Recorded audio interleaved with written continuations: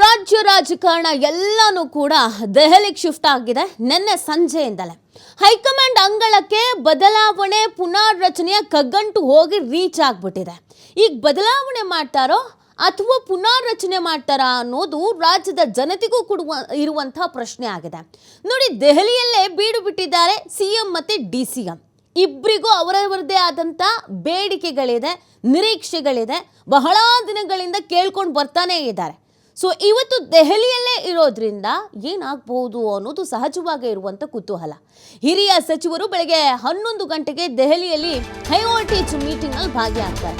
ಕಾಂಗ್ರೆಸ್ನ ಕಚೇರಿ ಇಂದಿರಾ ಭವನದಲ್ಲಿ ನಡೆಯುತ್ತೆ ಒಂದು ಹೈ ವೋಲ್ಟೇಜ್ ಮೀಟಿಂಗ್. ನೋಡಿ, ನಾಯಕತ್ವ ಬದಲಾವಣೆ ಮಾಡ್ತಾರೋ, ಸಂಪುಟ ಪುನಾರಚನೆ ಮಾಡ್ತಾರೋ, ಇದ್ರ ಬಗ್ಗೆ ಚರ್ಚೆ ಈಗ ಹುಟ್ಕೊಳ್ತಾ ಇರೋದು.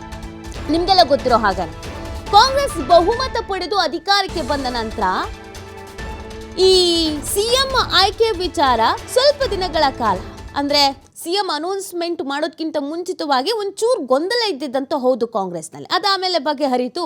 ಸಿಎಂ ಅಂತ ಸಿದ್ದರಾಮಯ್ಯನವರನ್ನ ಘೋಷಣೆ ಮಾಡಿದ್ರು, ಡಿ.ಸಿ.ಎಂ ಅಂತ ಡಿ.ಕೆ. ಶಿವಕುಮಾರ್ ಅವರನ್ನ ಘೋಷಣೆ ಮಾಡಿದ್ರು. ಆದರೆ ಒಳಗಡೆ ಇದ್ದಂಥ ಆ ಅಸಮಾಧಾನ, ಗುದ್ದಾಟ ಅದು ಹಾಗೆ ನಡ್ಕೊಂಡೇ ಬರ್ತಾ ಇತ್ತು.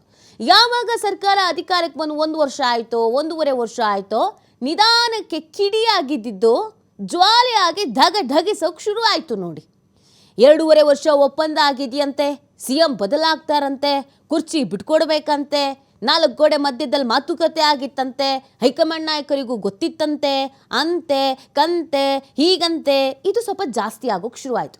ಆಗ ಕಾಂಗ್ರೆಸ್ನಲ್ಲಿ ಸಿಎಂದೊಂದು ಬಣ, ಡಿ.ಸಿ.ಎಂದೊಂದು ಬಣ ಅಂತ ಶುರುವಾಗಿತ್ತು. ನೋಡಿ, ಇನ್ನೇನು ಸಿಎಂ ಹಾಗೇ ಬಿಡ್ತಾರೆ ಅನ್ನೋಷ್ಟೊತ್ತಿಗೆ ಬೇರೆ ಬೇರೆ ಬೇರೆ ಬೇರೆ ಬೇರೆ ಬದಲಾವಣೆಗಳು ಮತ್ತು ಬೆಳವಣಿಗೆಗಳು ಕಾಂಗ್ರೆಸ್ನಲ್ಲಿ ಆಗಿದ್ದುಂಟು. ಅದಾದಮೇಲೆ ಎಲೆಕ್ಷನ್ ಬಂತು, ಎಲೆಕ್ಷನ್ ನೋಡ್ಬಿಡೋಣ ಅಂತಂದ್ರು. ಪಂಚರಾಜ್ಯಗಳ ಎಲೆಕ್ಷನ್ ಬಂತು, ಅದನ್ನು ನೋಡ್ಬಿಡೋಣ ಅಂತಂದ್ರು. ರಿಸಲ್ಟ್ ಬರಲಿ ಅಂದರು, ಸರ್ಕಾರ ರಚನೆ ಆಗಲಿ ಅಂತಂದ್ರು, ಬೈ ಎಲೆಕ್ಷನ್ ಬಗ್ಗೆ ಫೋಕಸ್ ಮಾಡಿ ಅಂತಂದ್ರು. ಈಗೆಲ್ಲನೂ ಮುಗ್ದಿದೆ.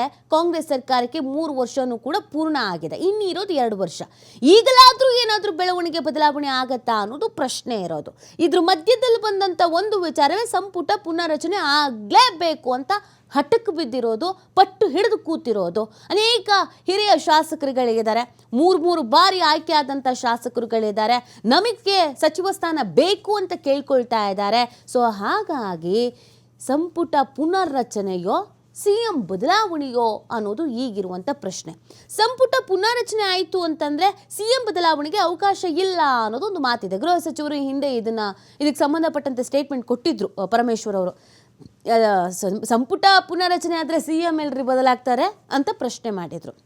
ಈ ಕಡೆ ಡಿ.ಕೆ. ಶಿವಕುಮಾರ್ ಅವರು ರೇಸ್ನಲ್ಲಿದ್ದಾರೆ, ಕೂಲಿ ಮಾಡಿದ್ದಾರೆ ನಮ್ಮ ಅಣ್ಣ, ಅದಕ್ಕವರಿಗೇನಾದರೂ ಕೊಡಬೇಕು ಅಂತ ಡಿ.ಕೆ. ಸುರೇಶ್ ಅವರು ಕೇಳ್ಕೊಳ್ತಾ ಇದ್ದಾರೆ. ಸೊ ಹಾಗಾಗಿ ಒಂದಷ್ಟು ಬೆಳವಣಿಗೆಗಳ ನಿರೀಕ್ಷೆಯನ್ನಂತೂ ಇಟ್ಕೊಂಡಿರೋದಂತೂ ಹೌದು.